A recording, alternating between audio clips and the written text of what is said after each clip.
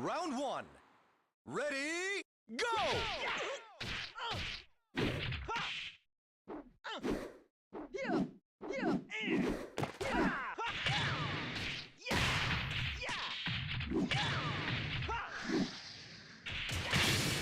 Excellent! Round two. Ready, go!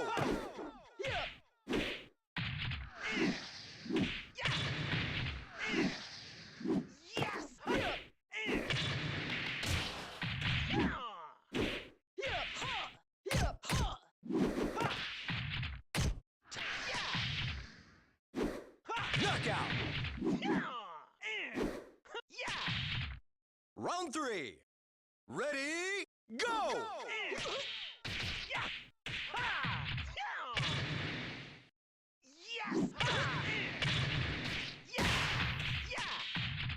Excellent!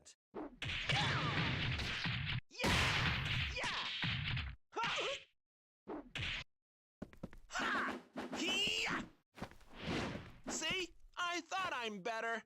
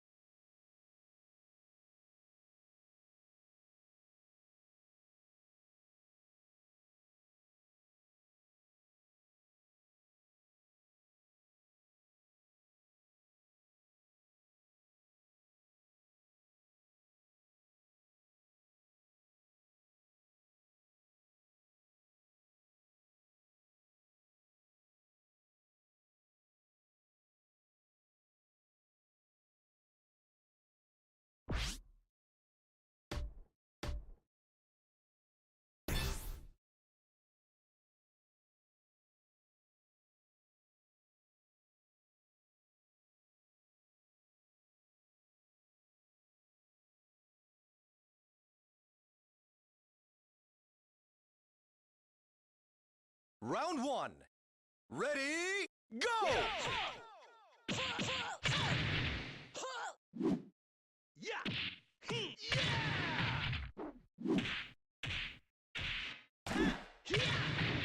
Yeah! Knockout! Round two. Ready, go!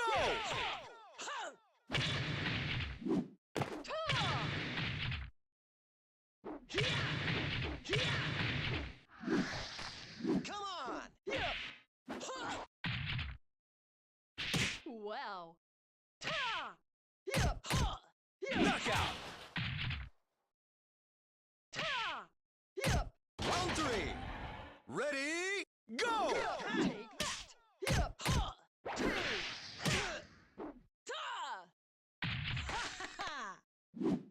Take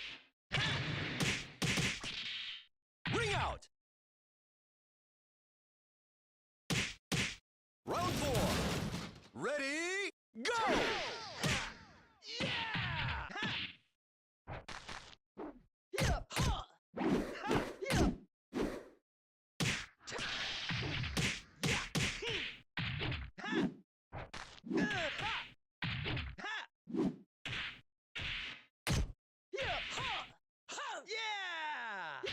Knockout! Round five. Ready, go!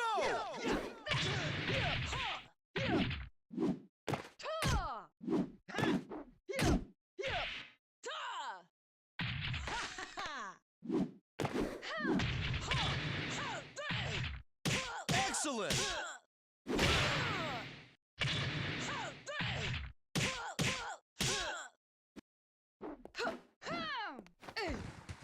On the battlefield, you'd be dead.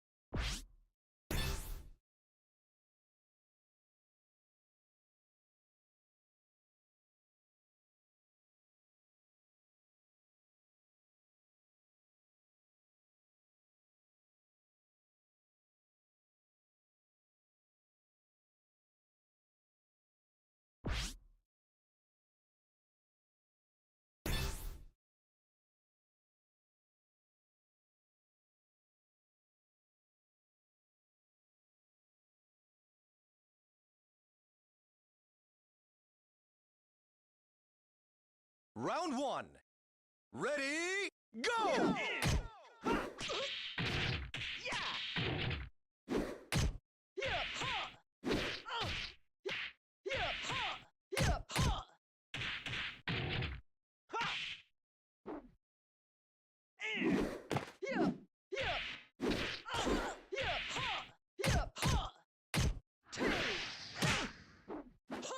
Knockout!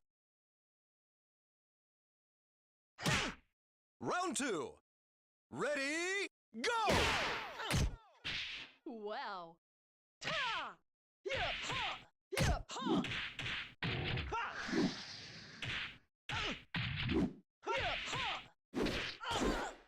Knockout! Round three. Ready, go!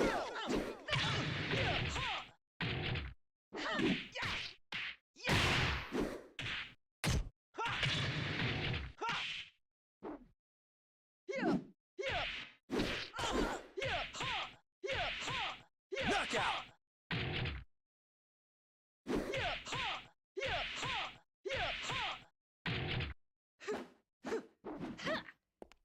no match for me.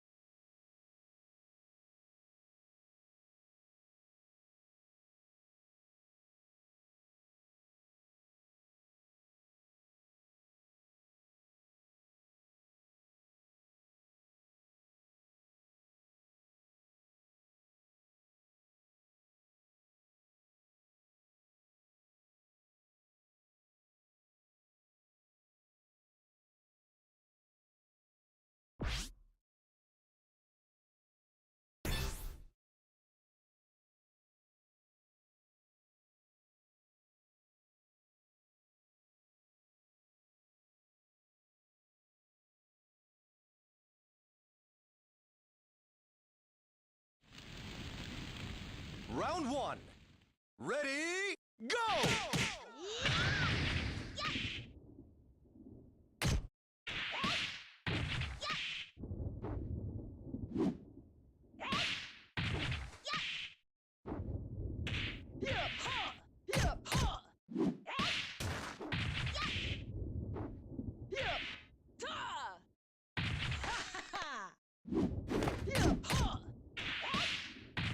Knockout! Round two. Ready, go!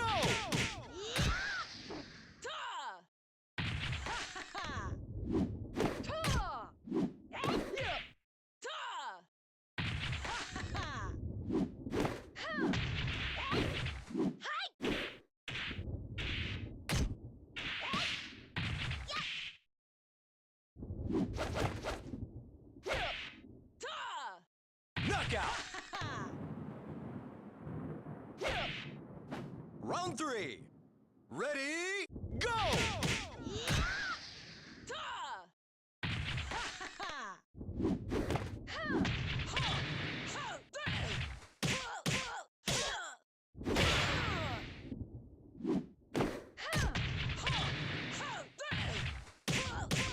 Knockout! Round four. Ready, go!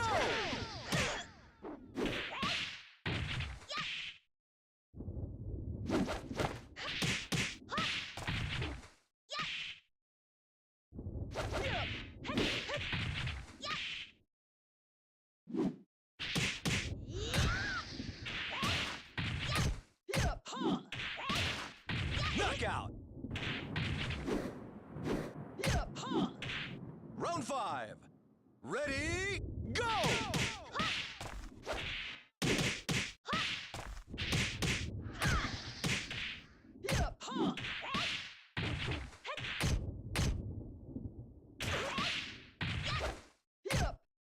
Knockout!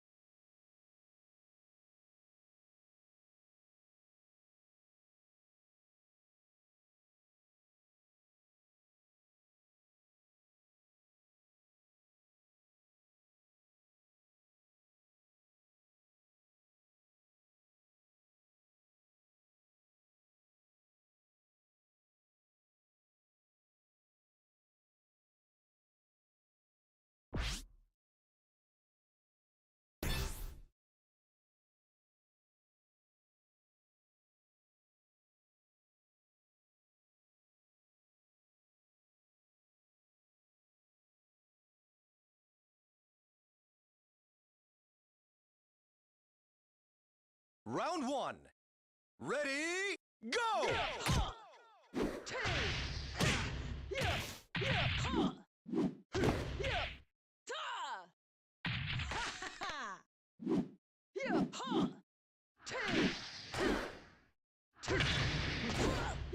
Knockout! Round 2. Ready, go!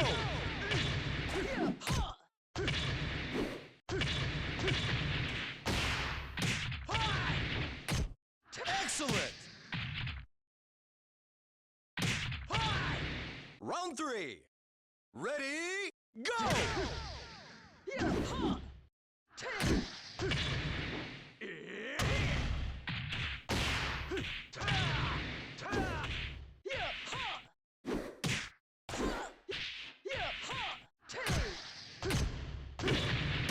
Knockout! Round 4. Ready, go!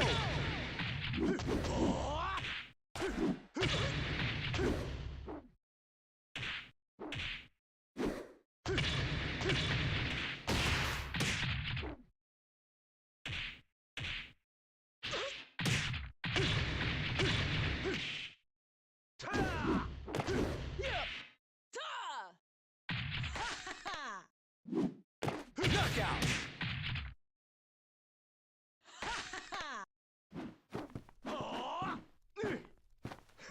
오라 오라 오라!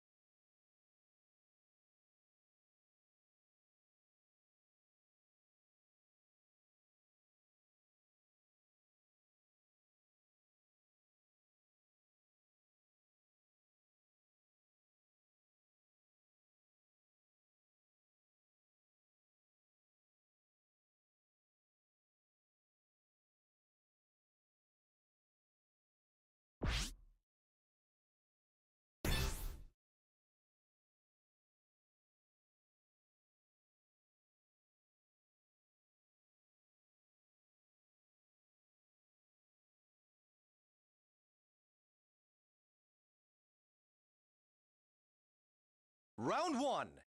Ready, go!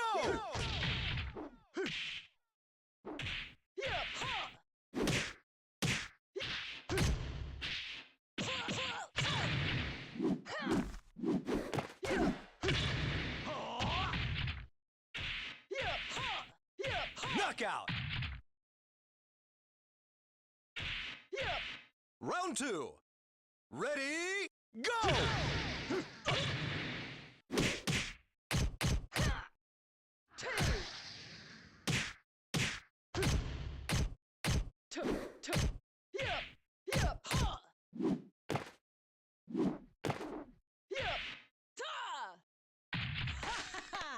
Yep, ha! Yep, ha! Take! Knockout. Yep, ha! Round 3. Ready, go! Yep, ha! Yep, ha! Yep! Hi! Yep, ha! Take!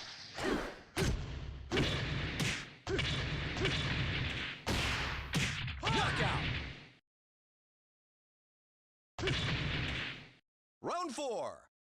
Ready, go!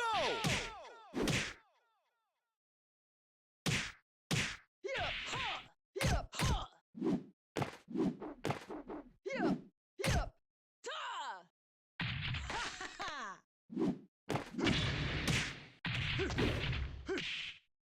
Ta! Yep, ha! Yep, ha! Take! Knockout. Yep, ha! Yep, ha! Take!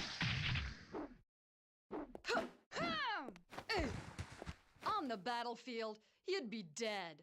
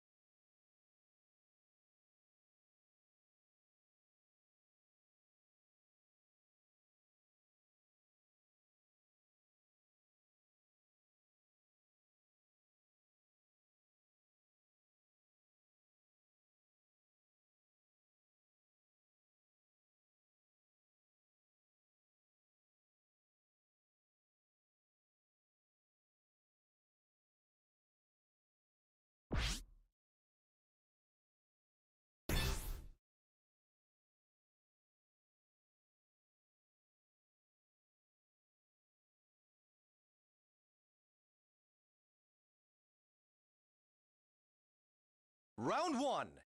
Ready, go!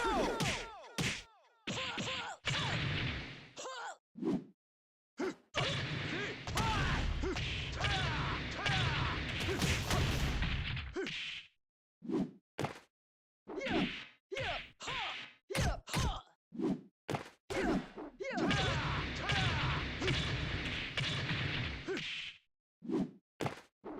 Knockout. Round 2. Ready, go! Yep! Hi! Ta! Knockout. Hi! Ta! Round 3. Ready, go! Hi!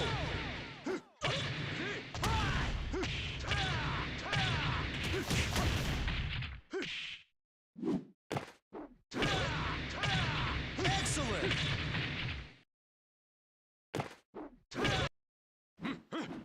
まだまだ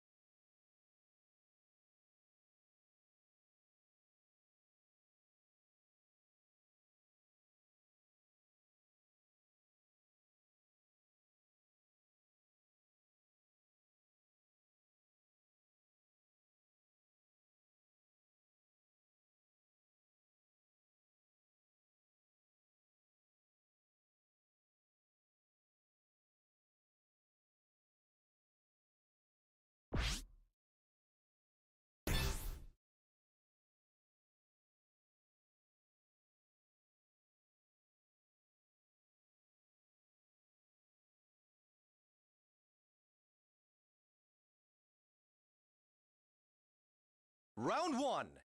Ready, go! Ha! Two! Ta! Ha ha ha! Yep! Yep! Ha ha ha! Ha!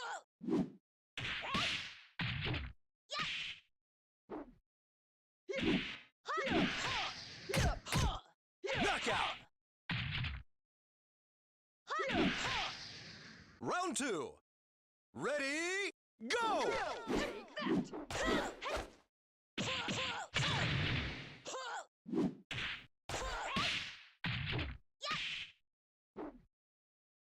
Yep! Ta! Ha ha ha! Ta! Ha! Ha! Yep! Ha!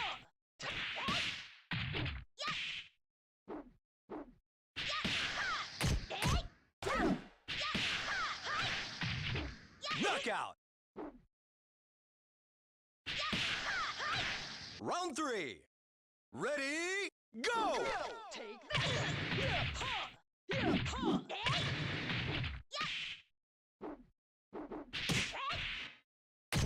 Ha! Yep! Ha!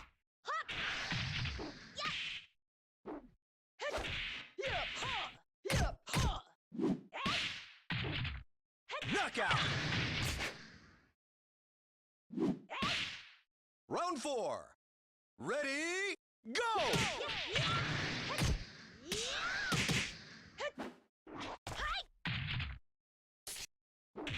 Yep! Ha! Yep! Ha! Two! Two! Yep! Ha! Ha! Ta! Two! Knockout! Ta! Round five. Ready, go! Take that! Hey! Yep! Ha! Two! Two! Yep! Ha! Yep! Ha! Yep!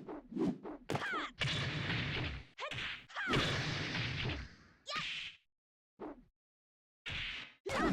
Knockout! Yep! Ha! You're no match for me.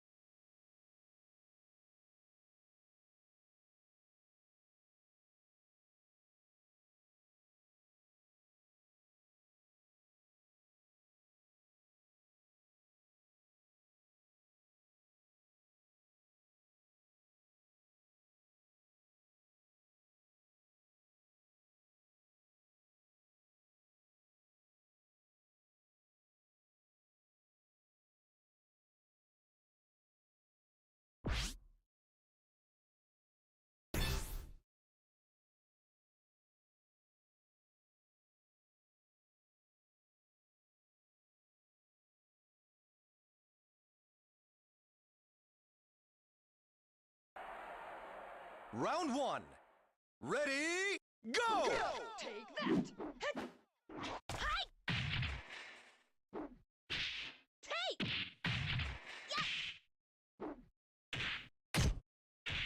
Yeah! Ha! Yeah! Yeah! Ha!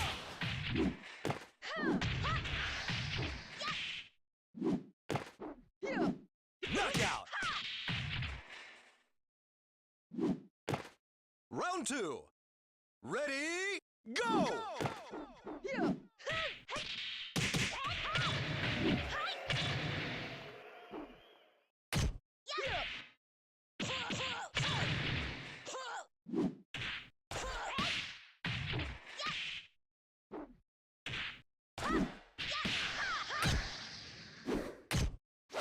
Knockout! Round 3. Ready, go!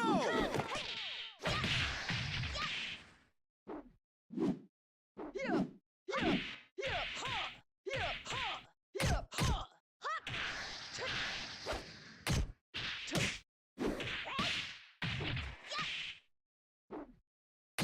Yeah! Ha! Yeah! Ha! Take! Knockout! Yeah! Ha! Round 4. Ready, go! Yeah! Ta! Ha ha ha! Ta! Take! Yeah! Yeah!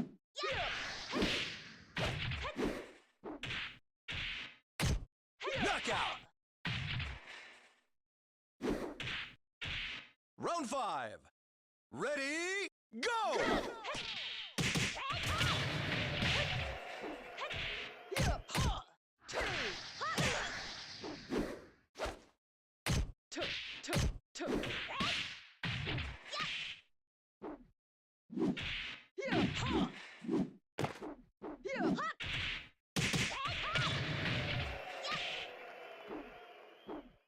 Ha! Yeah! Ha! Say! Knockout! Say!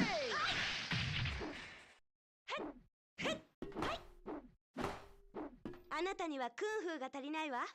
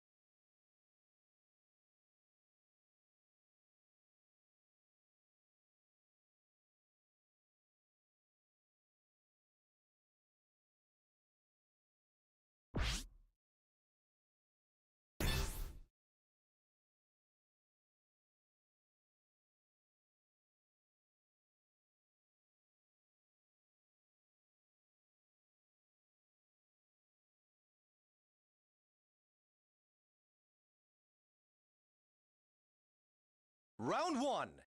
Ready, go! Yeah!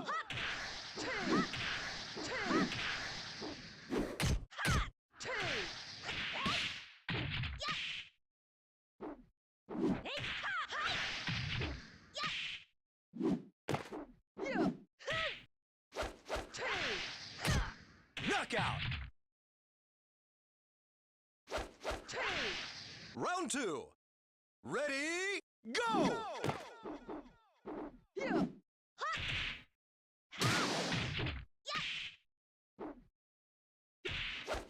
Yeah. Yeah. Ha. Yeah. Ha. Two.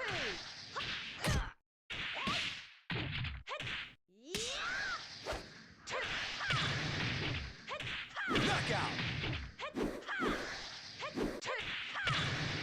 Round 3. Ready, go! Yeah.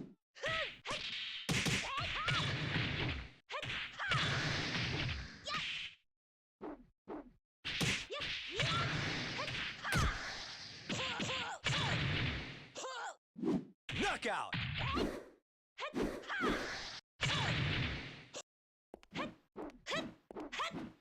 私の方が強かったみたいね。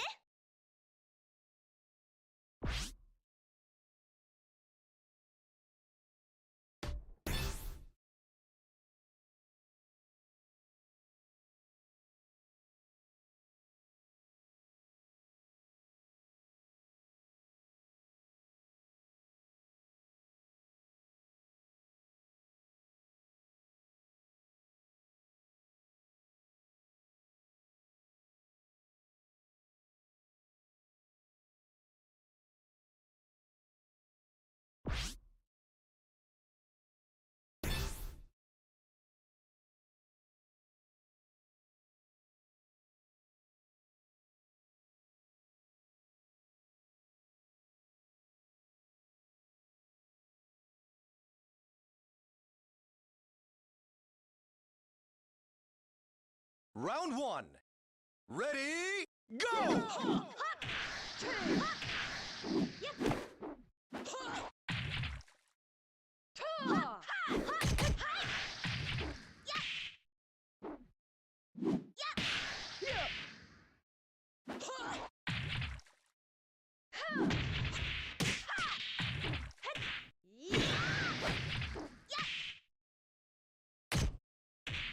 Knockout!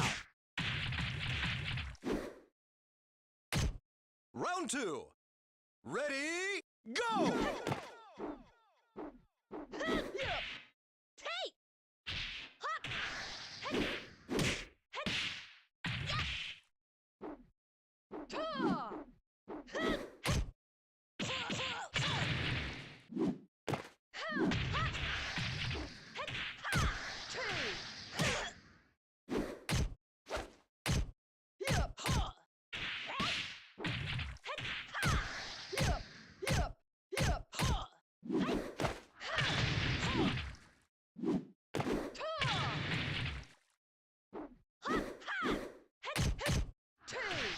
Knockout! Round 3. Ready, go!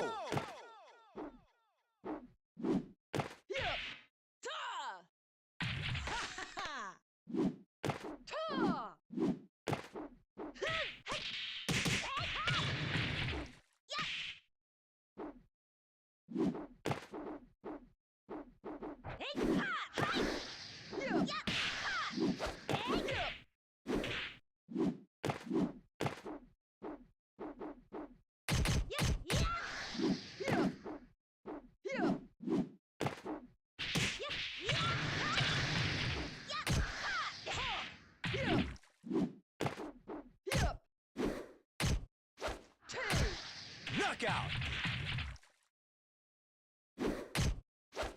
Round 4. Ready, go! Take that.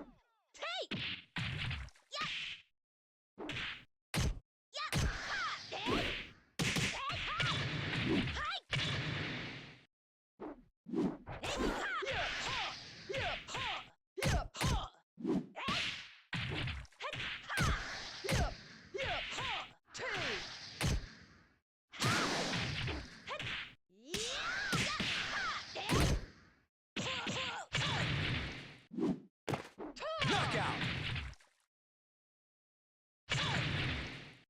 Round 5. Ready, go!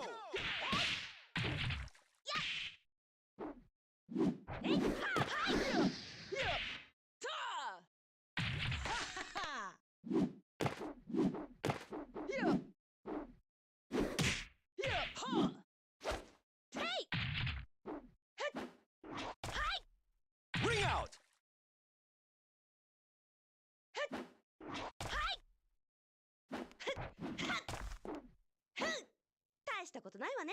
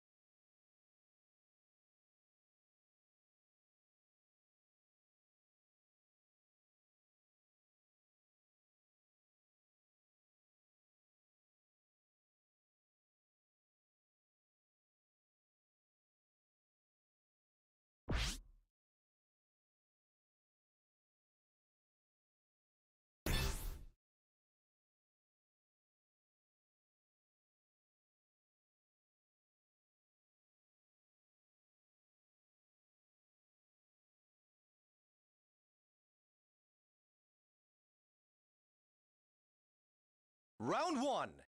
Ready, go! Take that! Yeah, ha! Yeah, ha! Take!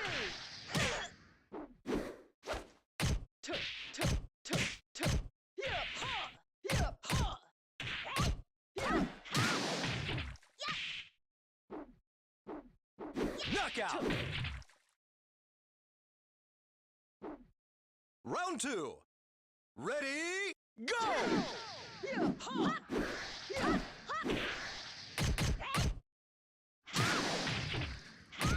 Take! Yeah, ha!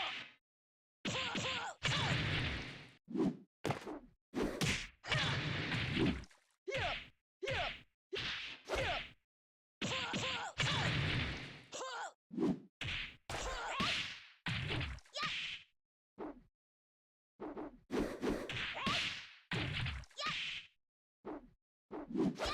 Knockout! Round 3. Ready, go! Take! Ta!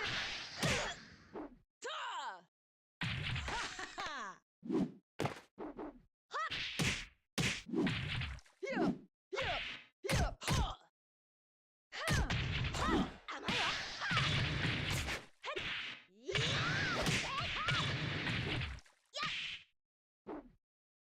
Knockout! Round 4. Ready, go!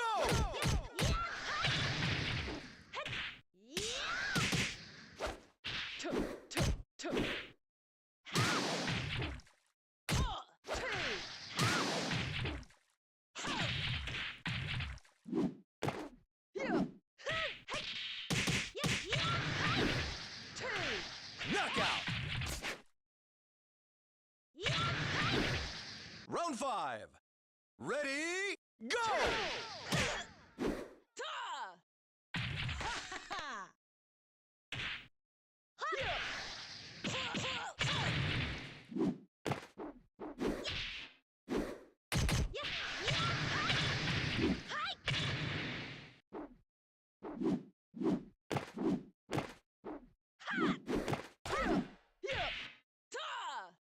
Knockout!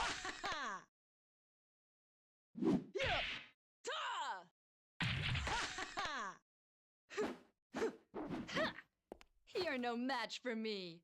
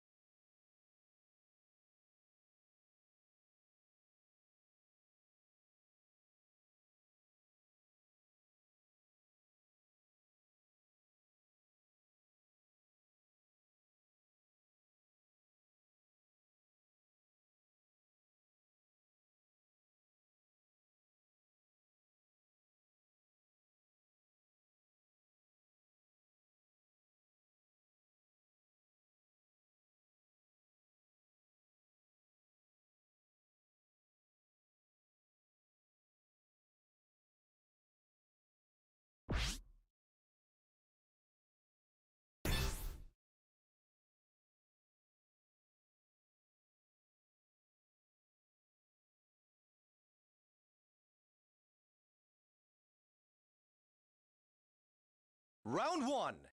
Ready, go! Yeah, ha, two.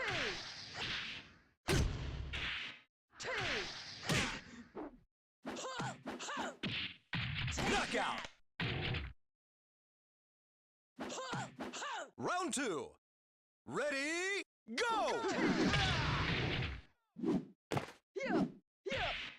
Ha, ha. Yeah, ha, yeah, ha. Ta! Two.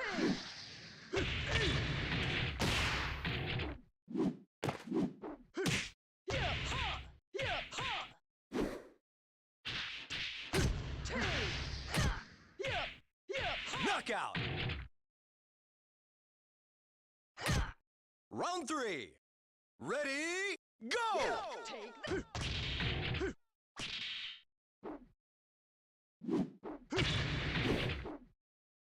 Yeah. Ha.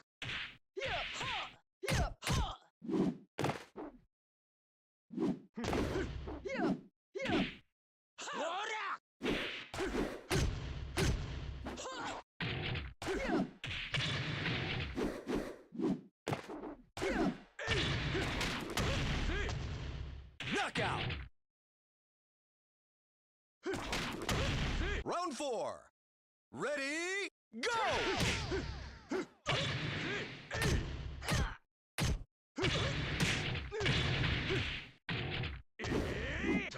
Yep.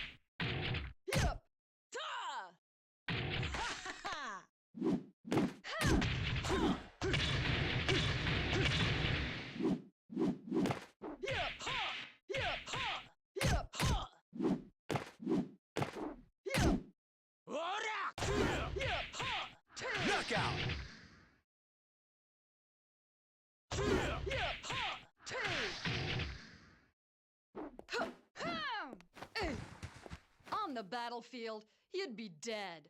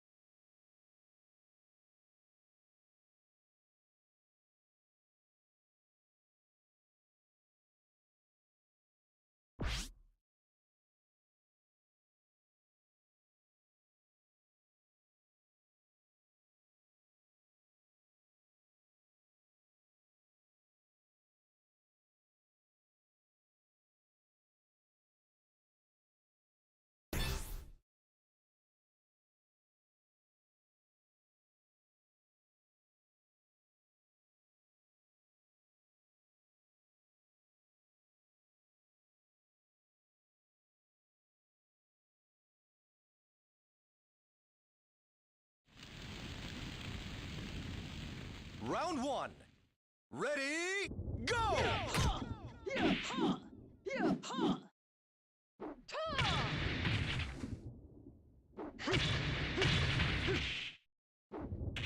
Yeah! Ha! Two!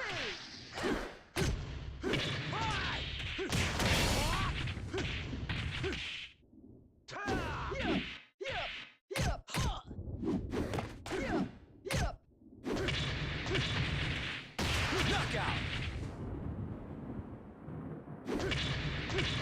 Round two. Ready, go!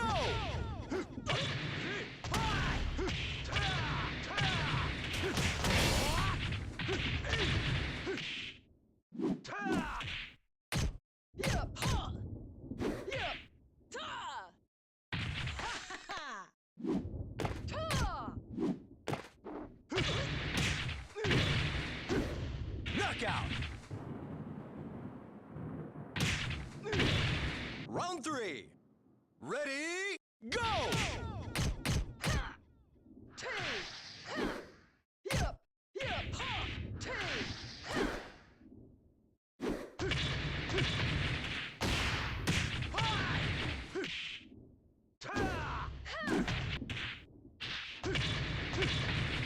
Knockout!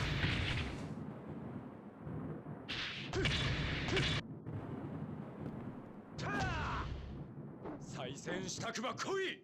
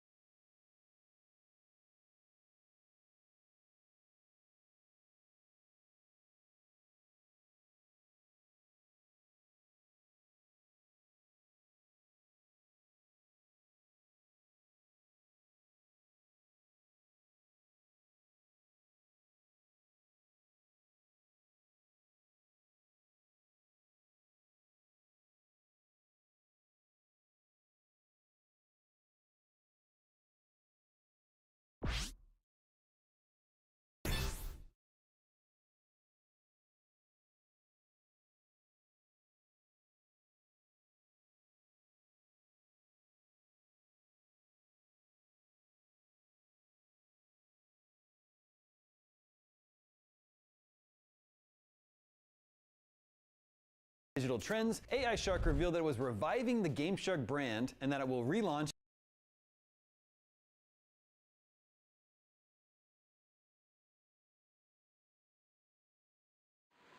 Round one. Ready, go! Take that! Yep! Ha!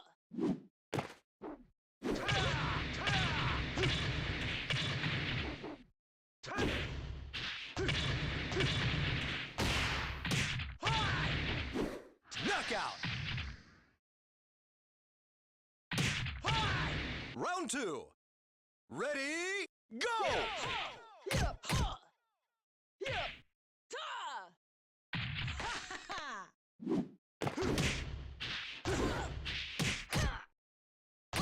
Two! Yep! Ha! Yep! Ha! Yep! Ha!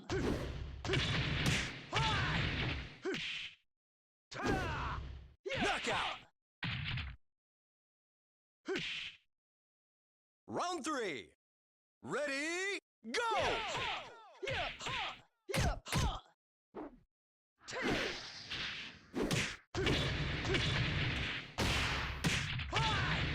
Yeah, ha! Yeah, ha! Take!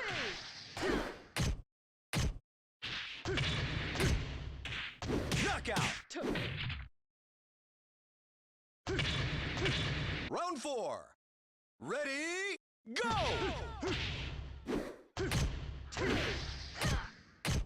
Yep, yep, ha! Yep, ha! Yep, ha! Yep, ta!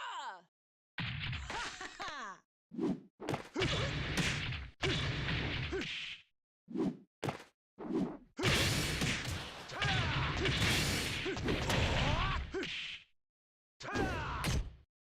Knockout!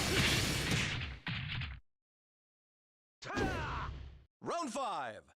Ready, go!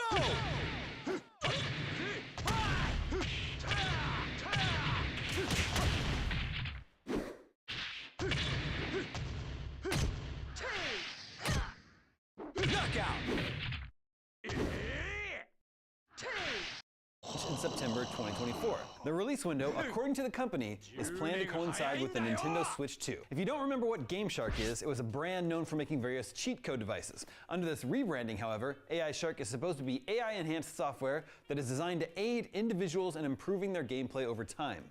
And its target audience is casual gamers, according to the press release. Founder Todd Hayes wrote, "Harnessing the power of AI, supercomputers, and our exceptional code writing team, we are aiming to eclipse the original GameShark's triumphs tenfold and redefine the gaming landscape on a global scale." As for the Nintendo Switch 2, this is technically the first whiff of a release window we've had that's anywhere close to almost not really official. Nintendo hasn't even revealed the Switch's successor yet at all. There were rumors that Nintendo was demoing the console to partners behind closed doors at last year's Gamescom. We also know that Nintendo briefed Activision on a Switch successor in late 2022.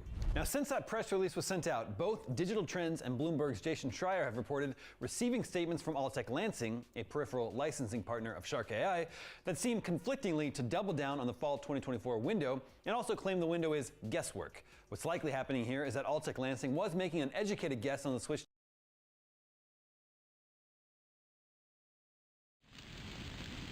Round 1. Ready, go! Yep, yep, ha! Yep, ha! Ha! Ha! Take! Ha! Ha! Yep. Ha! Ha! Ha! Ha! Knockout! Ha! Round 2.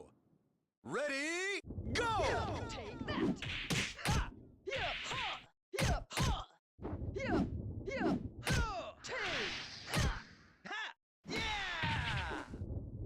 Yep, ha! Yep, ta!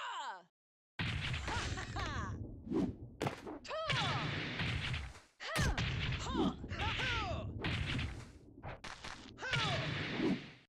Yep, yep, ha! Take! Knockout! Yep, yep! Round 3. Ready, go! Oh! Yeah! Ha! Ha! Ta! Ha! Yeah! Excellent!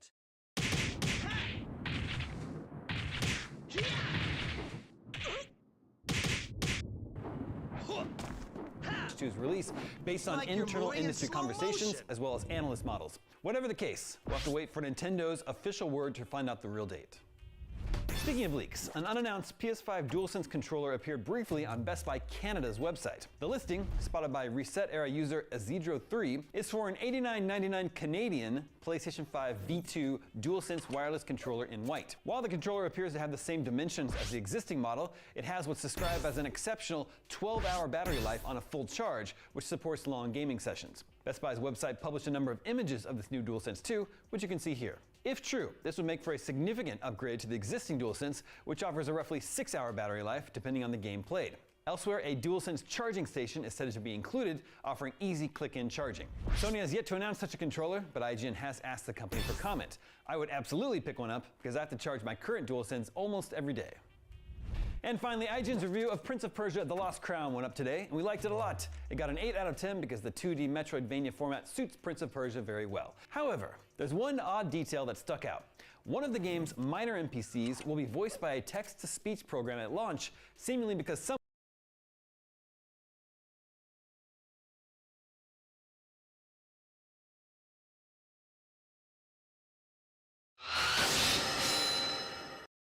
Round 1. Ready, go!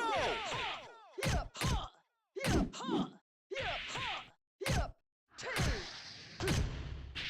Ha! Yep, yep, ha! Two! Excellent! Yep, Round 2. Ready, go! yep, ha! Yep, ha!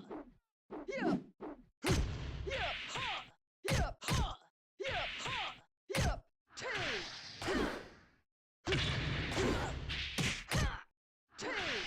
Knockout! Yep, yep, ha! Round 3. Ready, go! Yep, ha! Yep, ha! Yep, yep, ta! Ha ha ha! Ta! Yep, ha!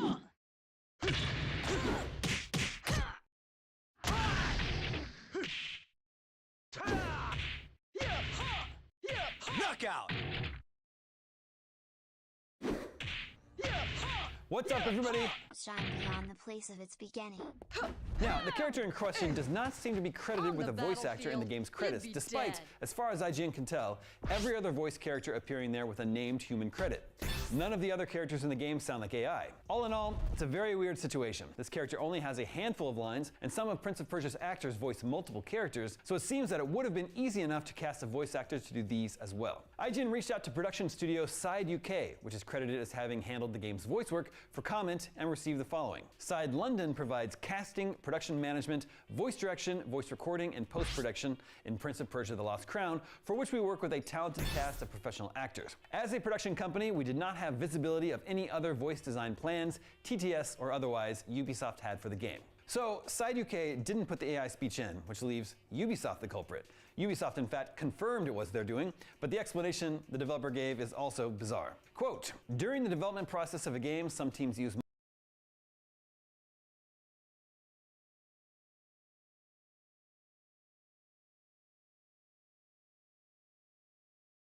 Round 1. Ready, go! Ha!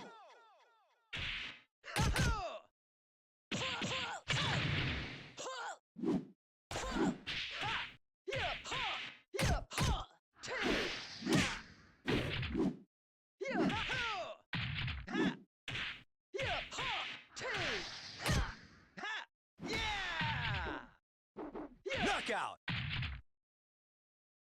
Yeah! Round 2. Ready, go! Ha! Yep, ha! Yep, ha! Yeah! Yeah! Ho! Yeah! Two!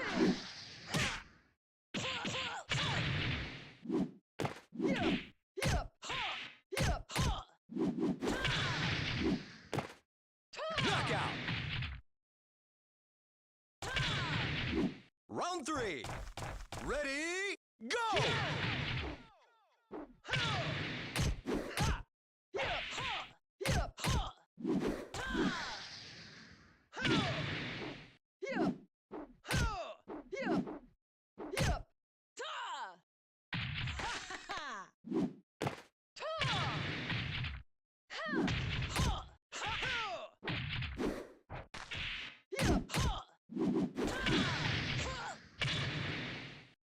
Knockout! multiple placeholder assets, including text-to-speech voiceover, until final dubbing is delivered.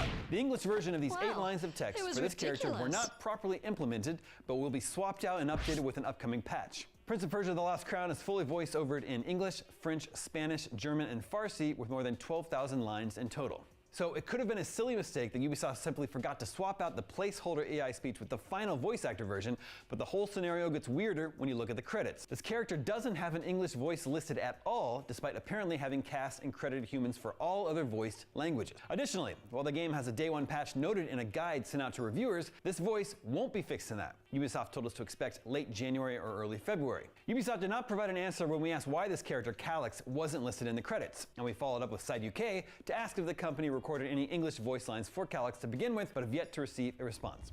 Given all this, all signs point to Ubisoft having possibly forgotten to record a real person, or asked Side UK to record a real person, for this very specific character in one language, and is now scrambling to get it done the week of launch.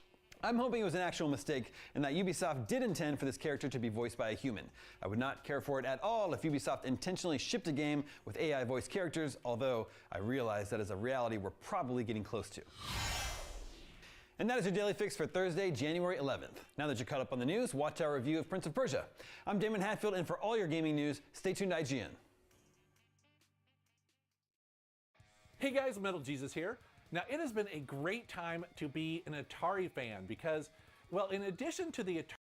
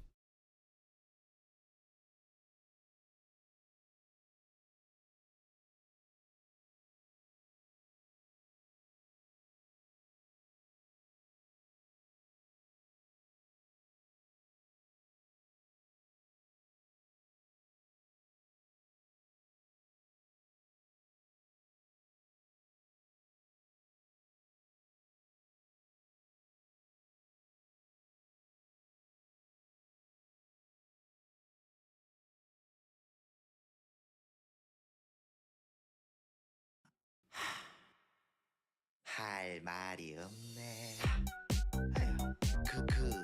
저기 할 말이 없네. 저기 할 말이 없네. 암컷말 수컷말 아주 뜨거웠어요. 저기 할 말이 없네. 울면서 뭐라는 줄 알아요. 할 말이 없네. 엄마 며칠 뒤에 암컷말이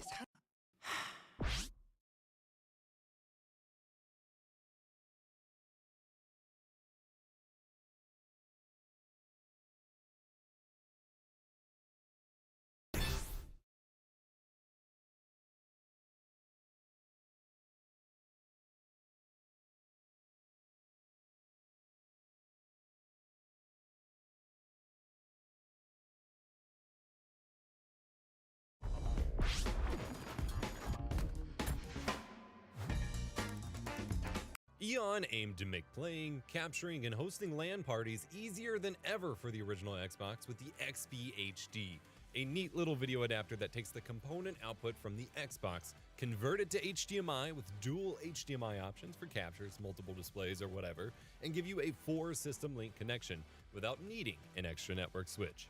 But it came with a dark side. Literally, it was too dark. But today, we figure out why on Retro Rewind. I defended the Eon XB-HD before launch, and I stand by the statement that a company making more basic user-focused adapters for older game consoles for people who don't want to do all the nerdy research is totally okay. And it's also okay to vouch for the $42 Electron Shepherd Xbox to HDMI 2. Obviously, it's a better value. But what I didn't expect was to have so many issues with it.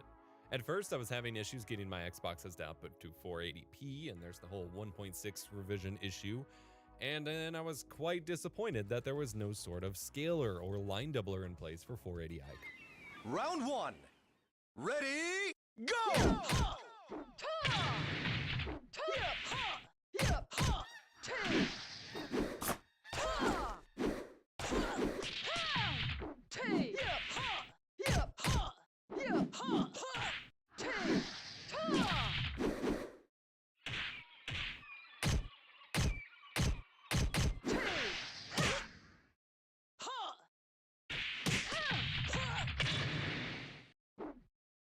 Knockout! Round 2. Ready, go!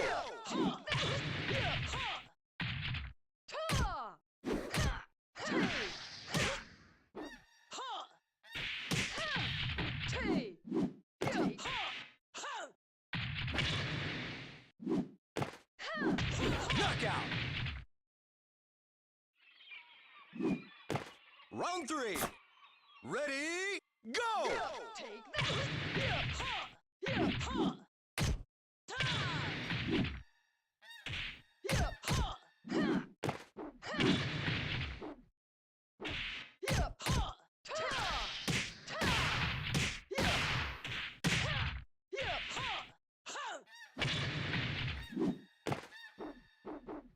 Knockout! Content, as technically not every Xbox game runs at 480p progressive, and 480i over HDMI is a Mission nightmare. accomplished. I know it wasn't advertised, but it's still a disappointing omission, especially to, someone who was used to the Super 64, which did line double 480i. Once I got things figured out, everything was running great. I was honestly very impressed with how well 480p held up on my LG CX OLED. Being used to the PS2's output, which I never felt like it scaled well directly on TVs, the Xbox output here feels totally fine. But the second I got into the game, I was looking forward to testing the most, Halo 2, things were very wrong. Why can't I see Sergeant Johnson? Why do I need a flashlight so much more than I remember? Between these two issues and another big embargo this week, my review of the XBHD got delayed. So then Monday, I saw everyone's backlash to the XBHD just being too dark. I booted up today, resigned myself to making the same complaints as everyone else, configure my capture card to start getting captures, and things were looking totally fine all of a sudden. What gives? I tried swapping HDMI ports on the XBHD, no change there. I tried swapping displays and noticed the ultra-wide that I have sloppily set up here for capture card testing looked completely different than my LG CX. Cranking your TV brightness or adding brightness in OBS will not fix this, as the crushed blacks have lost their information and you'll just wash out the image.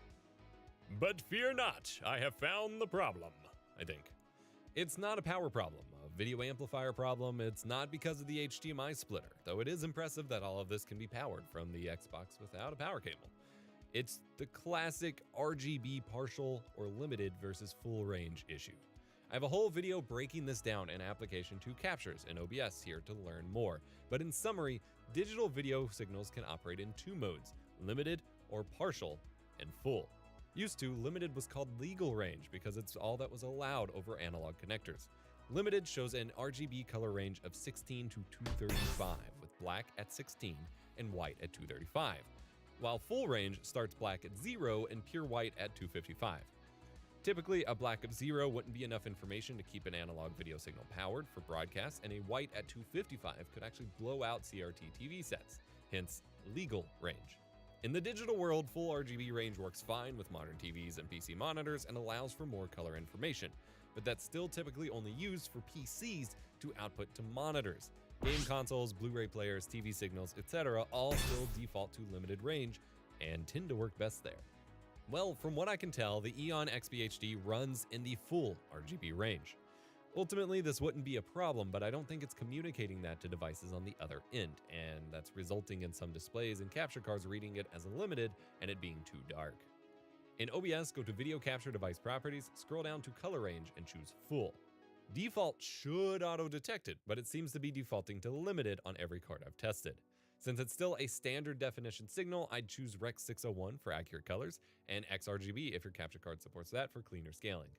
I will say that even after doing this, while exposure seems to be matched between the component cables running through the RetroTink 5X and the Eon XBHD being captured directly, the component scaled output is a lot more saturated. I did not notice this issue when playing on my TVs, however, and that comes down to a lot of different factors, and especially with a scaler being involved here, and is much more easily tweaked in post anyway.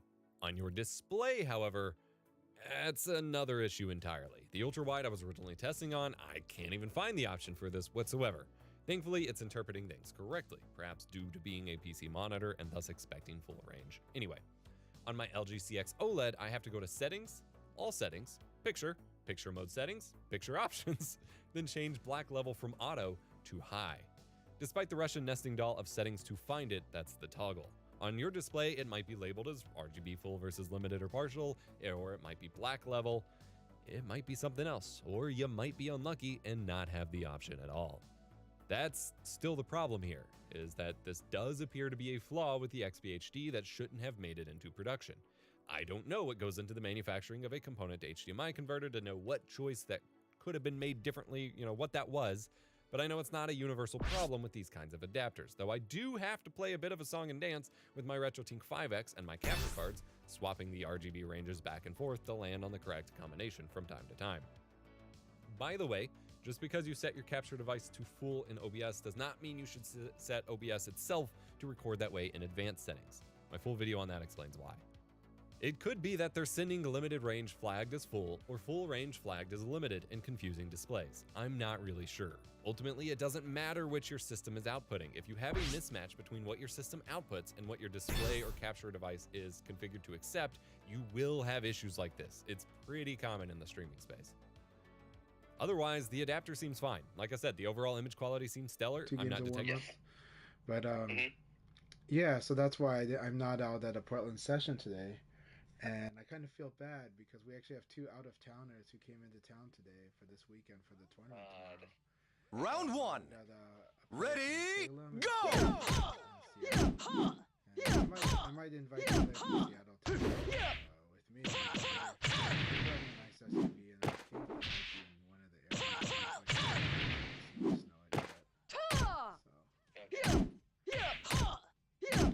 For now, I'm happy to join Ring the out! league tonight. So here I am. I'm really happy to see the tournament. Round 2. This is a really Ready, good go! Congratulations, Tricky. They have got their license to be a practicing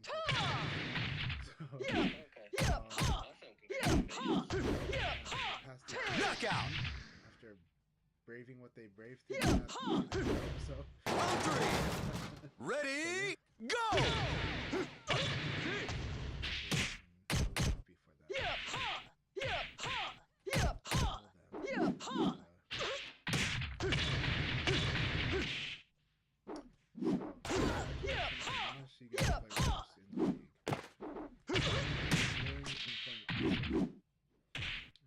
Knockout! Here, Pacific Northwest represent.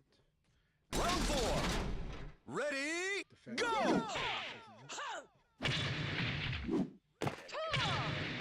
Coast, Northwest, Midwest, Southern Midwest with Texas. Excellent! Yep. Northern Midwest with Silverboat, and then East Coast with Tricky. Mission accomplished. Everywhere is represented. Yep. Hey, Lightwingdragon. Lightwingdragon says hey. So, hello to our friend from the UK. But yeah, got good representation here. It's fun explaining to non-Americans that the Midwest really means just a little bit west of the East Coast, because it was the Midwest during before the Louisiana Purchase. So.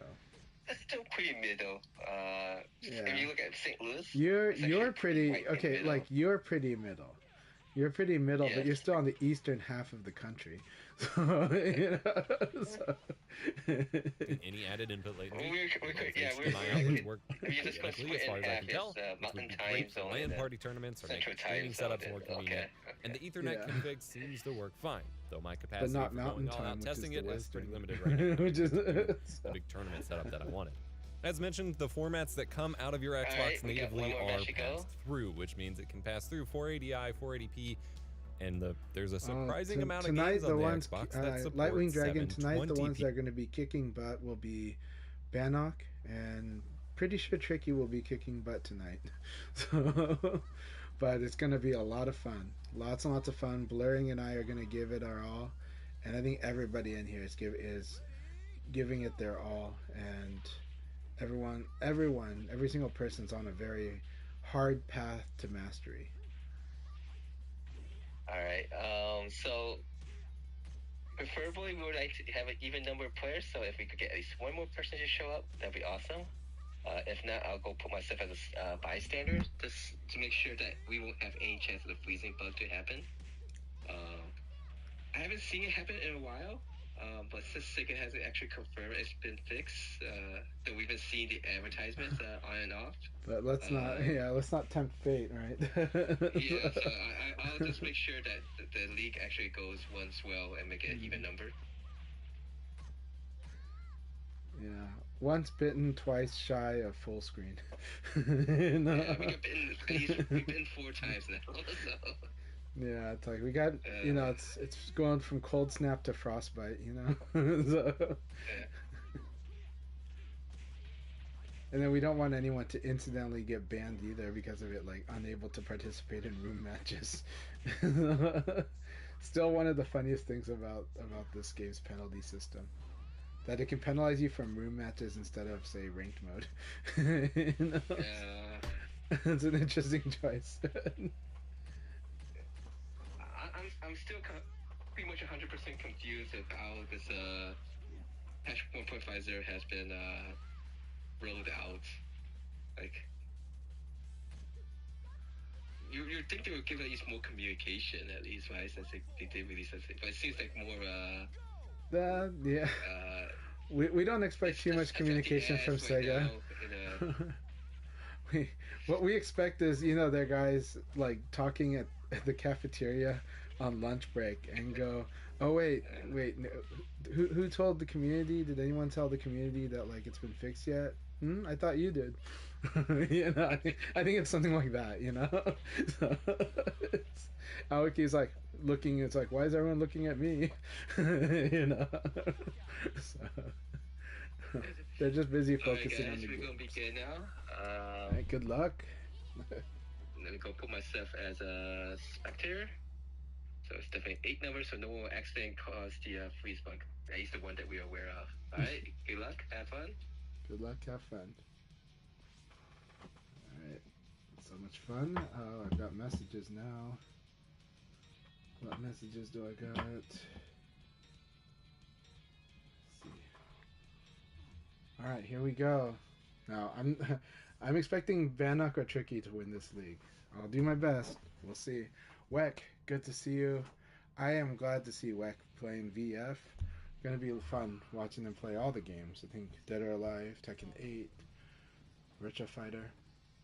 I have told a local player that I will play Dead or Alive with them at the locals too.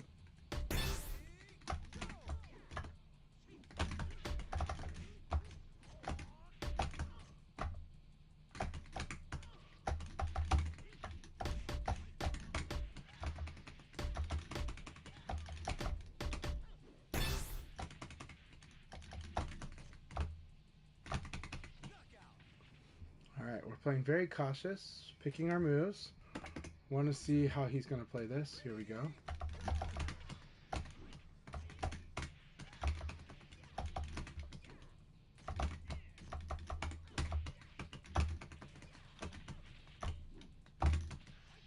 Good. Nice.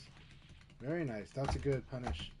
Good punish for me not tech rolling. Like, more Leifei players can do that. Should do some stuff like that.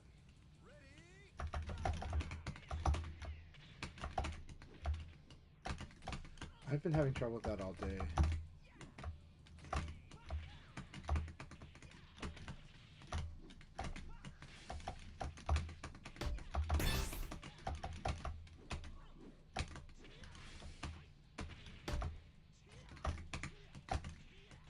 That's good.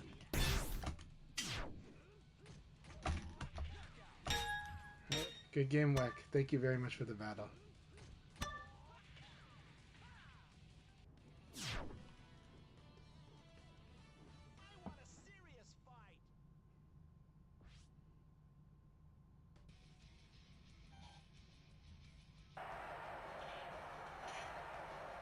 Round 1. Ready, go! Versus Blurring. That's exciting. Very good. Good fight. Ring out. So we got got J Thor versus Condor. Round 2. Ready, go! Silver Bolt, everyone's gonna go for ring outs. It is VF. Ring outs are the infinite combos. They have been around since Virtua Fighter 1, and they're a huge, huge part. Now that said, if someone is very greedily going after a ring out, then there are things you can do to try to turn it around. But generally, just try to play solid. Keep your decision clear. You'll get stronger and stronger at fighting the ring out situation. Round 3. Ready, I love the tension that ring outs bring in Virtua Fighter. I love the tension that walls bring in Virtua Fighter.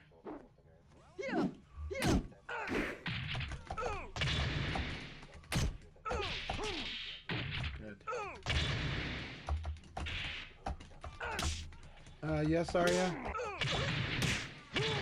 Your tooth just came out? Okay, do it on me, okay? Because I'm in the middle of league. I see. Well, that's great.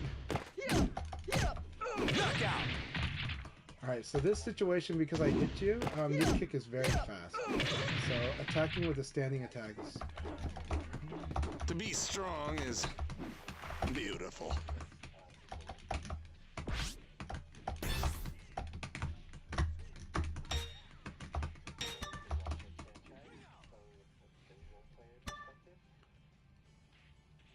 Alright, J-Thor, good match so far. Problem with 6P. Round 1. Very good. Ready, go!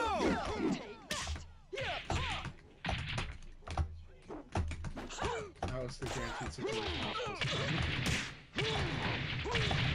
win. Good game, good game. So because I know this high's coming, right? That one, 1KK, like I said. Even if I get hit by the 1K, I'm gonna do an attack that crushes a high attack. Because I know the only attack you've got, the only threat you have after that is a high attack. And so that's why I do 4P, or I'll do low punch, or I'll do 2K. I'll do anything that will slip under a high attack and attack right away. It's a reflex for me when I see that move. Because I know when I see that move I can do that. And I know that like the only way that 1K is beat me is if knockout. Yeah, so I've just got a reaction to it where I see that move and I'm like, round 3. Next thing right away. Ready, go! But it's a lot of fun. I should try to practice duck and launch. Like if I... Thank you very much. Got the statues from first 4 figures. The big Akira statue and the big Shenmue statue. And then I got Akira versus Sagat. And those are the Storm To be strong is that are still currently available. They're wonderful. Manage the tilt. Don't let ring out tilt you. It's part of the game and you do need to learn.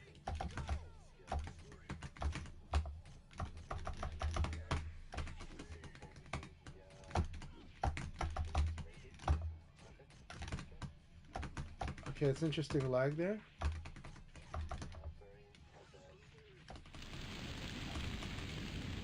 Round 1. Ready, go! Okay, he went with that.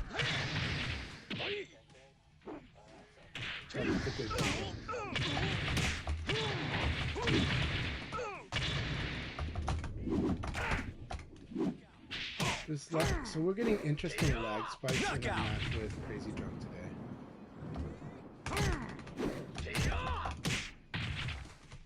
Round 2.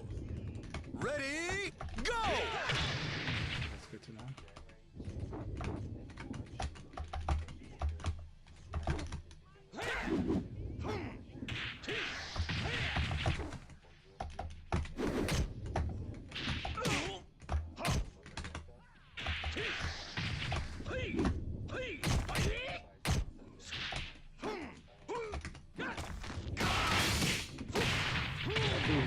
This is when he gets very scary. Okay, 2 people lose that.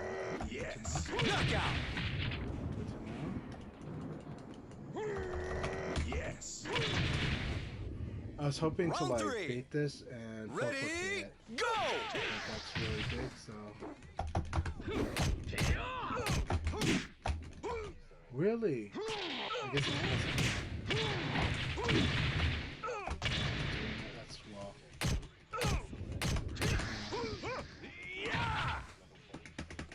Well, gotta manage the tilt, part of the training.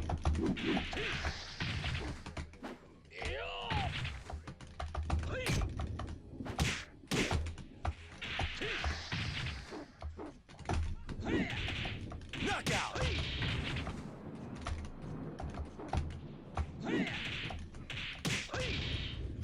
Round 4. Ready, go!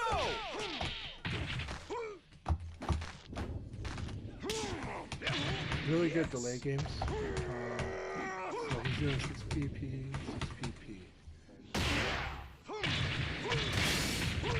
Hey, Dr. Pac-Man, it's good to see you. So it's a lot of good stuff that turned out to always bring to me on talking about stuff that I gotta learn how to deal with. And I really like it. I really You like won't the stay stuff on I your gotta feet learn. when you fight me.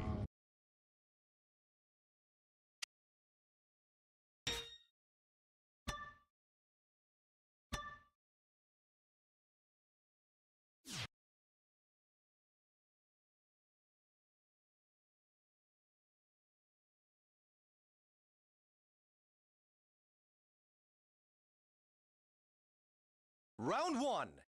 Ready, go!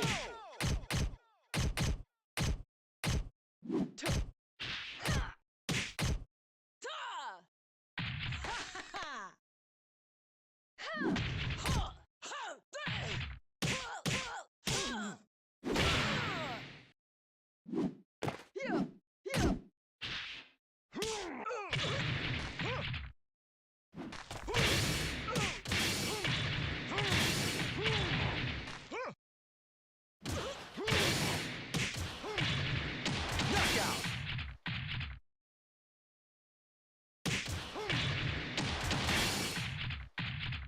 Round 2. Ready, go!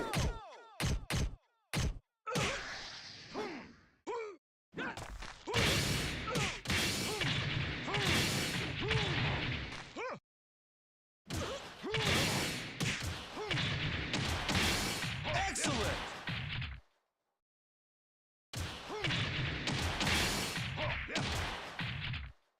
Round 3. Ready, go!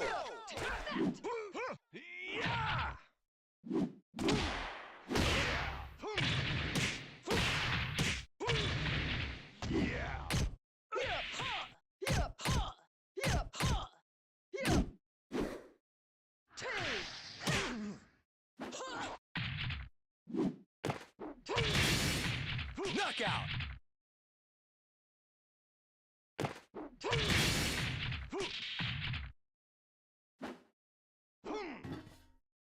I'm number 1.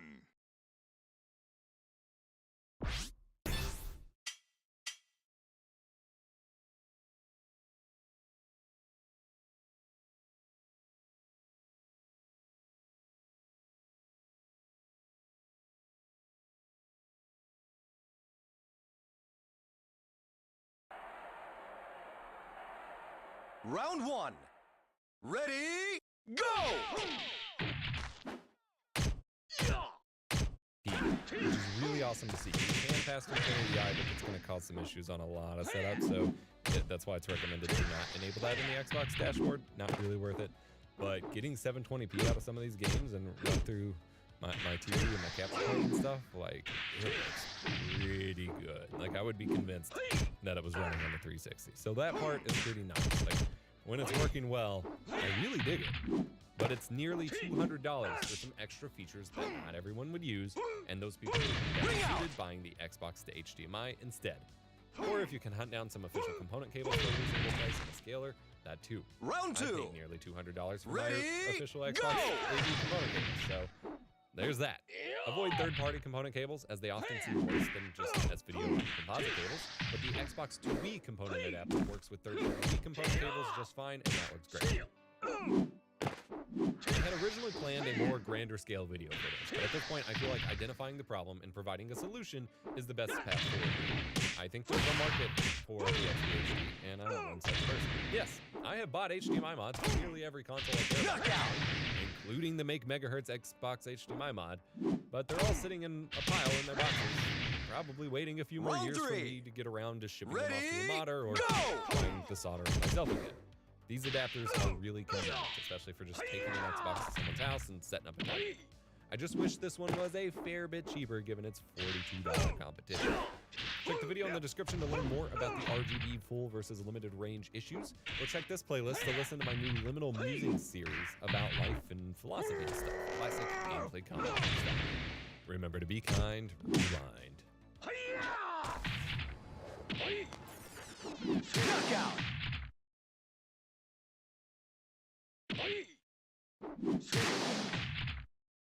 Round 4. Ready, go! Ring out!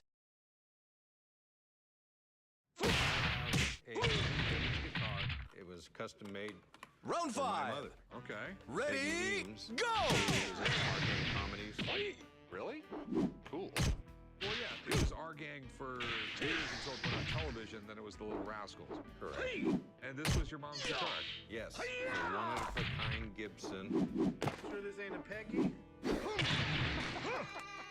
This guitar has been Ring with out! me for 75 years. A little piece of my heart would go with it to whoever wants to buy it. Above 75,000 would Wrestling definitely is the get me ultimate part with sport. the family heirloom. When was she on the Little Rascals, our gang? They were just forming it up in 1925. She won a contest with a trip to Hollywood to go and try out for our gang. So she got in with the our gang bunch while they were still.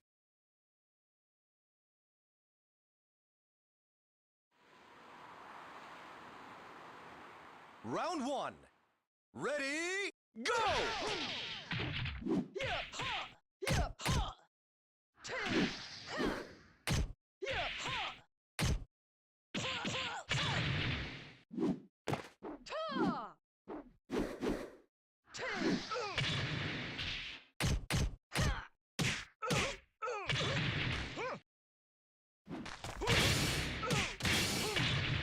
Knockout!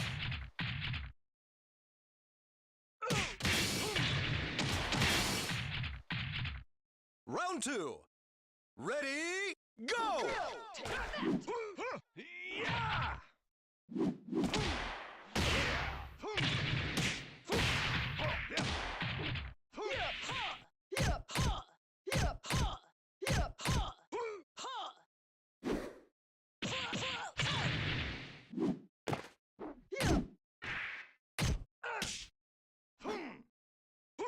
Knockout!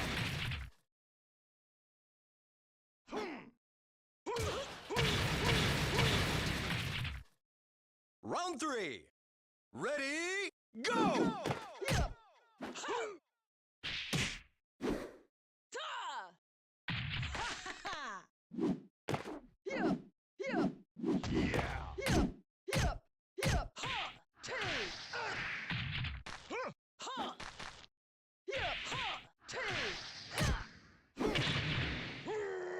Yes!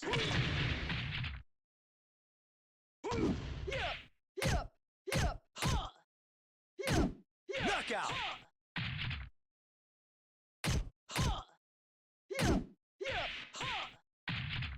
Round 4. Ready, go!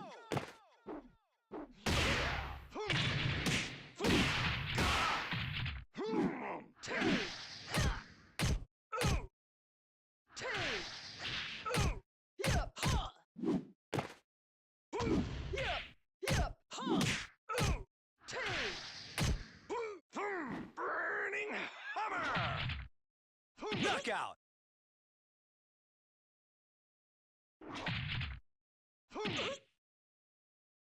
Still doing sign movies. This was I'm one of number our gang one. movies seeing the world. She's right here. Okay. Well, there's some pretty cool pictures.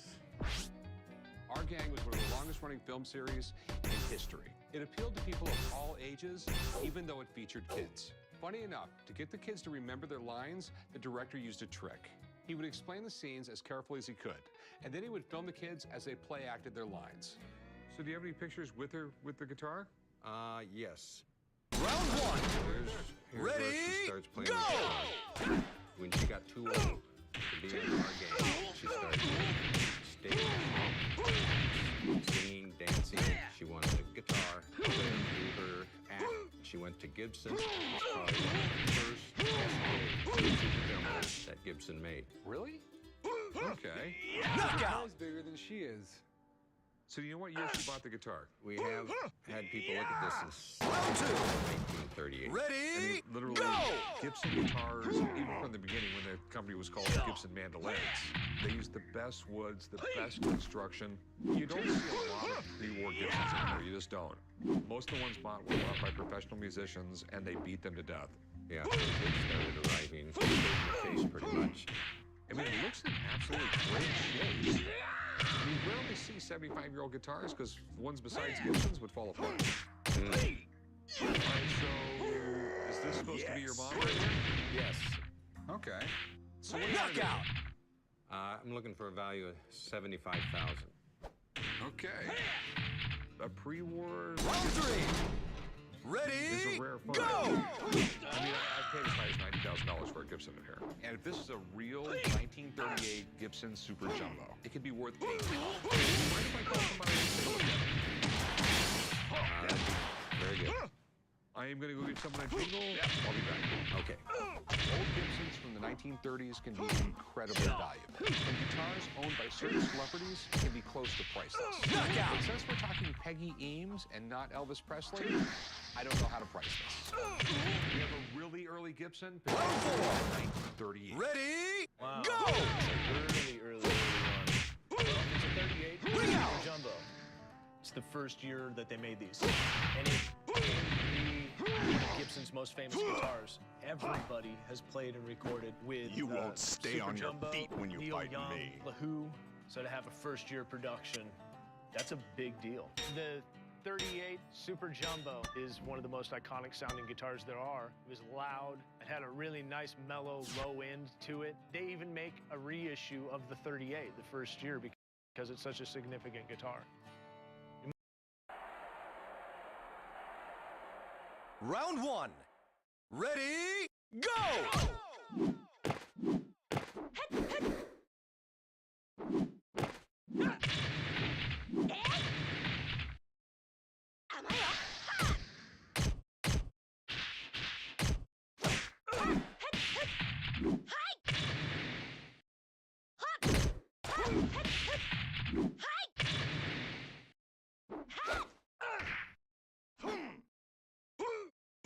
Ring out!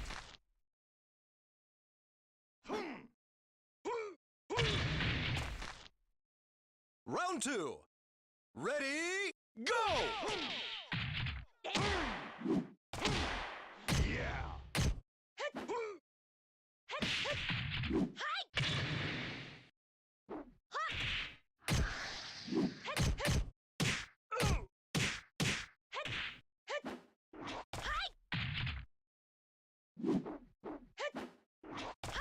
Knockout!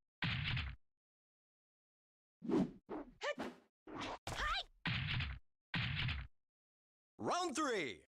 Ready, go!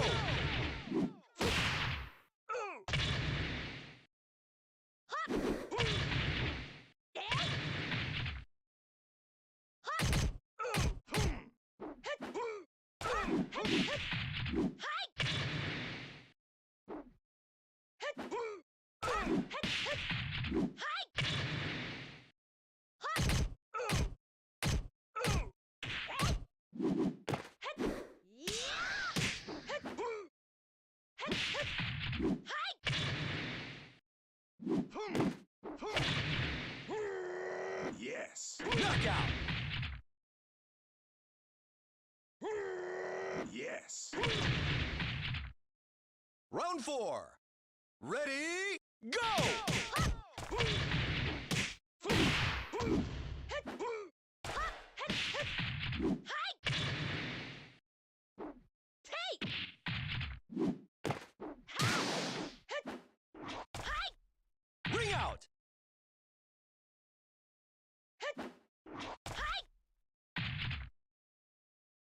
Round 5. Ready, go!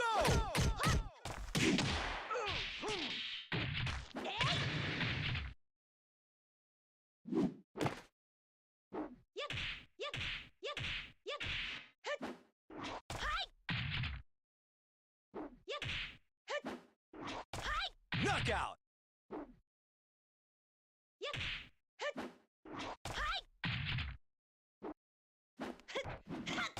Mind if I pick it up and take a look at it?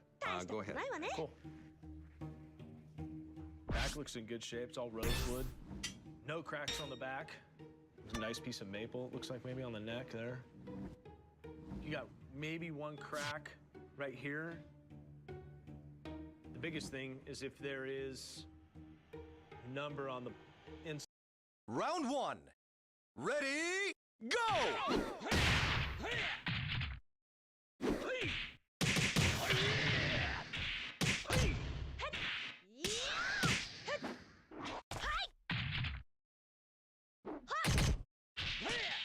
Knockout! Round 2. Ready, go!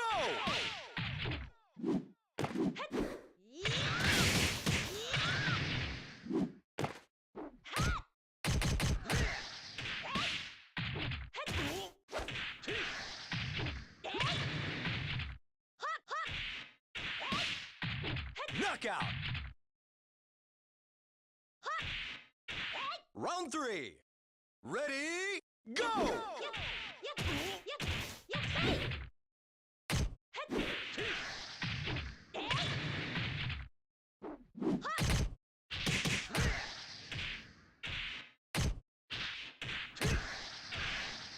Knockout!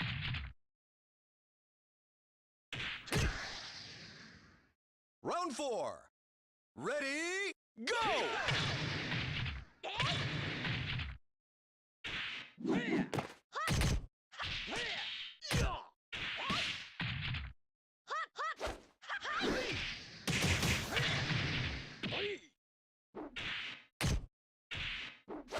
Knockout!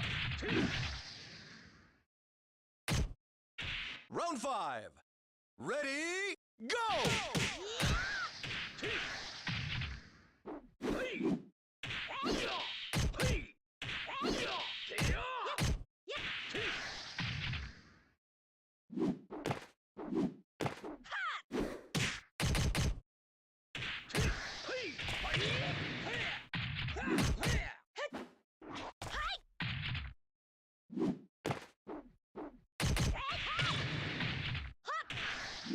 Knockout! Side of it ink stamped in there. Yeah, this is 1938 for sure. It's got a D for the letter, and that was only used in 1938. So, All right. it's a super jumbo. That's super cool. The custom work on it, that makes it really cool. Who was she? Peggy Eames, my mother, started out in the Our Gang Silence, and from there she went into vaudeville when she outgrew Our Gang. That is awesome. Our Gang was great, but she's not super well known. Do you guys have any other concerns with the guitar? Or? No, I think you covered it. Round 1. Ready, go!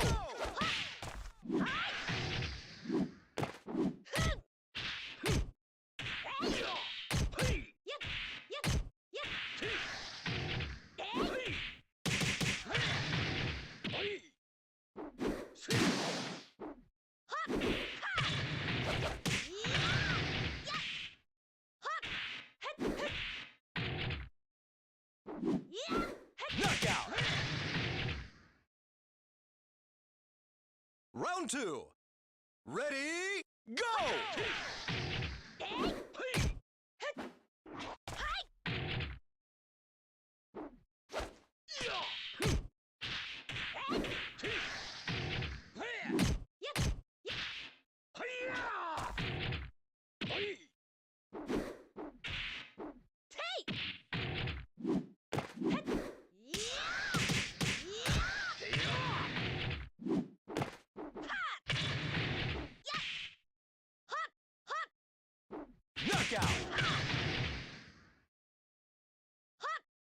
Round 3. Ready, go!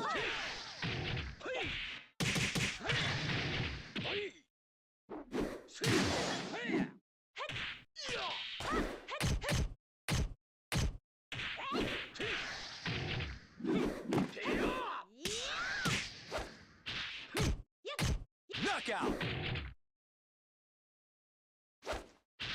Round 4. Ready, go!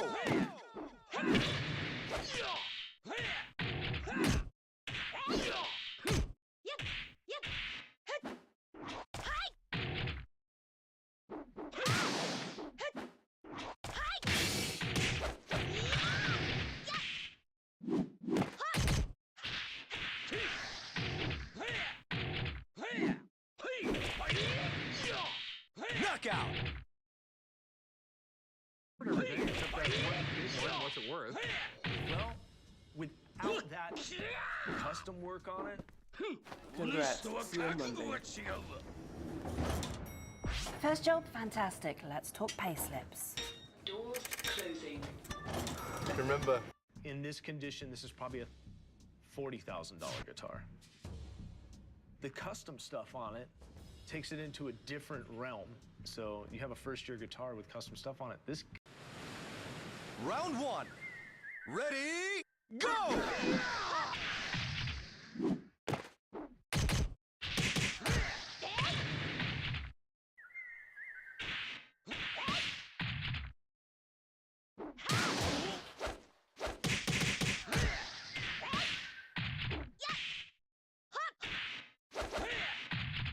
Knockout! Round 2. Ready, go!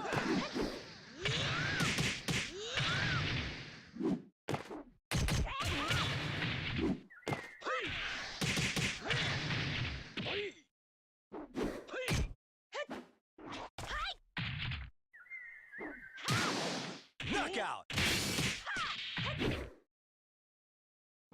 Round 3. Ready, go!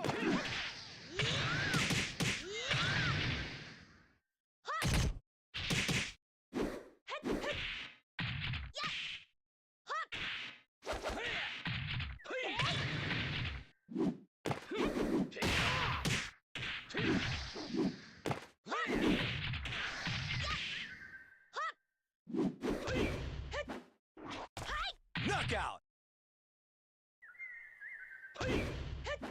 Round 4. Ready, go!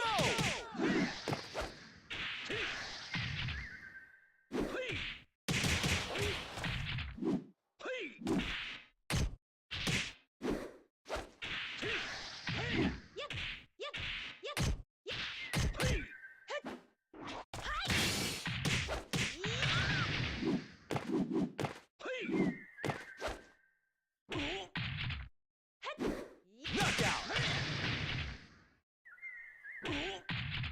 Round 5. Ready, go!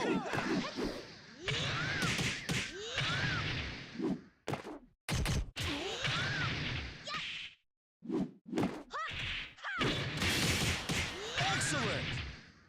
Could possibly be 65, maybe even 70 grand for this guitar.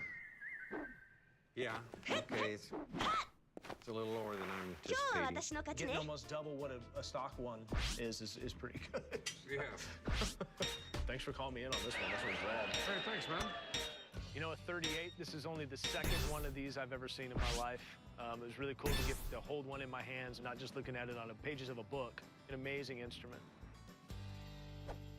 I'll give you $45,000 for the guitar.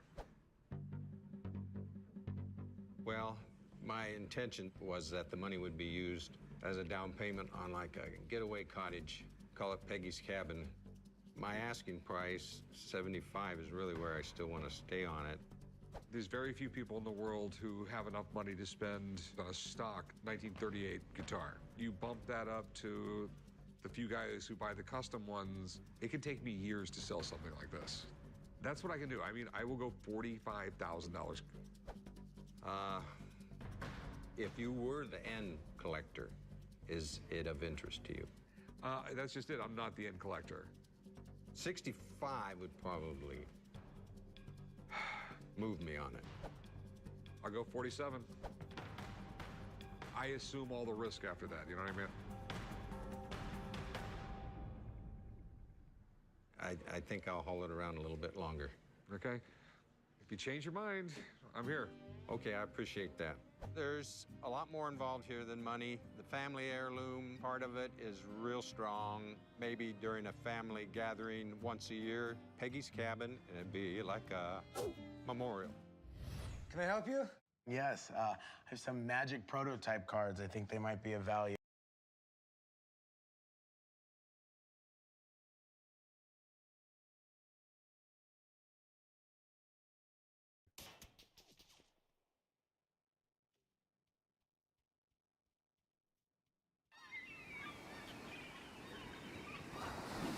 Coming down. I'll show you what combat's all about. Round one. Ready, go!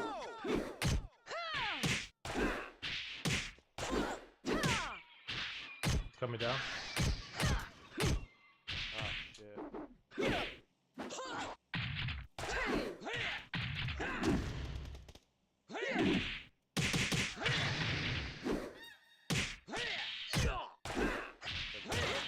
Knockout!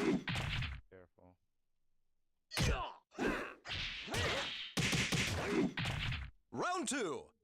Ready, go!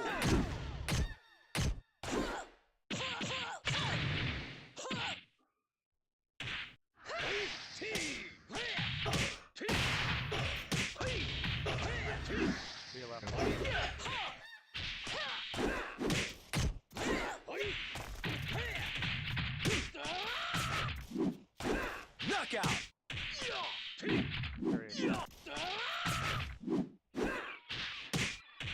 Round three. Ready, go!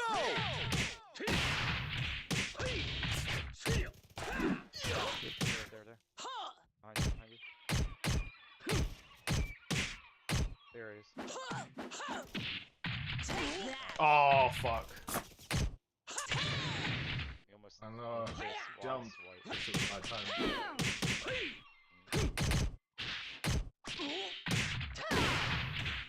Knockout!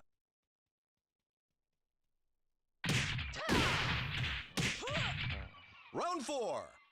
Ready, go!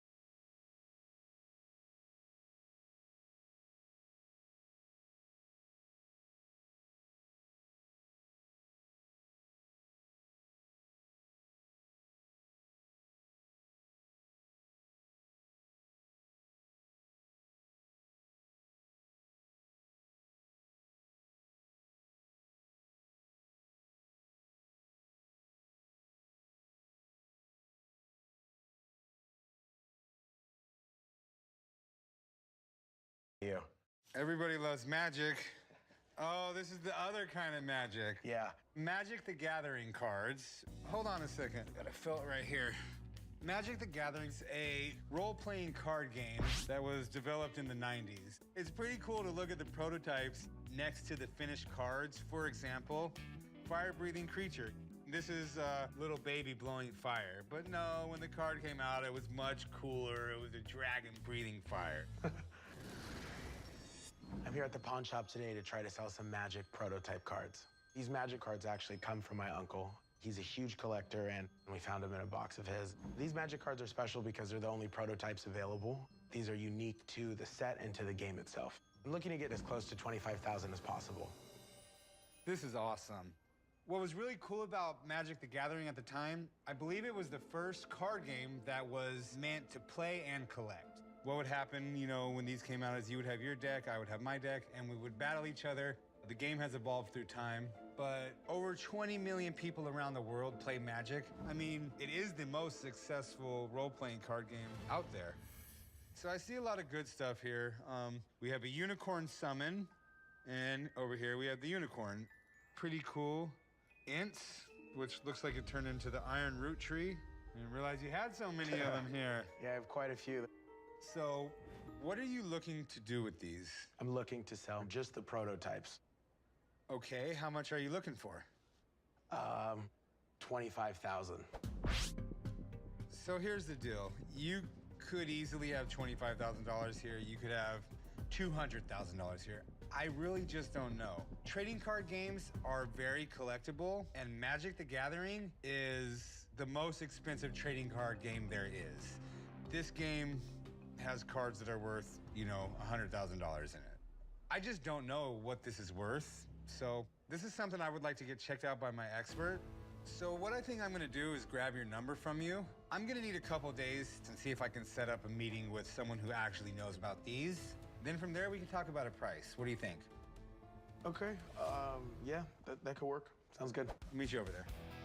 Unfortunately, we weren't able to make a deal today, but I'm willing to wait and see what could happen. I know that these cards are worth something, so hopefully patience will be a virtue. Hey, chum, how you been? I'm good. Here's my boss, Rick. Rick, how are you? You have a store that just sells cards for these games? That's it. It's a huge market. I get some of chum's money here and there. Hey, there's my guy right now. Harrison, how you doing? Good. Come on back here. Excited to see what you got. So, Let me put some gloves on for these. These are the prototype cards I was telling you about. So what you guys have here, these are the Gamma playtest cards. The Gamma playtest cards. Yeah. So basically, this is the first set of playtest cards that resembles the first set of Magic. The first one that really resembles what the game ended up looking like. These are the pieces of paper that they gave to roughly 40-ish people to test out Magic to make sure that it played right. So are they real? Well, I have one in my case here that is authenticated. So it's been graded and authenticated. This is a Time Walk. This is the card that Time Walk became. Time Walk. Similar to that. To me, the print looks right. The stamp is right. Just because this is a collection of all these together, I would say that these are authentic. So, these are collectible? That's the magic question, isn't it? These are very collectible, yes. I would say that probably 90% of these got thrown in the trash before the game came out. These are incredibly rare. Most people that play Magic wouldn't even know that these exist. Okay. What kind of price are we looking at? Because of how scarce these are, I would roughly say about $400 a piece. And we got 27, right, Harrison? Yes. Rick, how much is that? $10,800. One thing I can say, because of how scarce these are, these almost cannot go down in value. There's a steadily increasing set. I appreciate you looking at them. Thank you. You're welcome. Let you guys talk. So, you're asking $25,000. Don says they're worth $10,800. Would you take $6,200? Gosh, that's kind of steep. Do you think we could do like 10,500 maybe? No, that makes no sense. Sort of like the game. Okay, well, yeah, in that case, I'm gonna probably have to pass. 7,500? Gosh, well, I mean, based off what Don said with the value, you know, increasing every other year, I mean, I think I'd probably actually have to hold off. Sorry. Well, Rick, looks like we're gonna have to go play with another deck. I got a Magic lesson set up next door. A lesson to play this card game. You'll probably be better than me, don't worry. Appreciate you, Harrison. Thanks for bringing them by. Appreciate you as well. Come on, Rick. There wasn't any magic happening here today, so I'm just gonna gather up my cards and head home. Tell me what we got here. It's a samurai sword that my grandfather gave me. Said he took it off a soldier on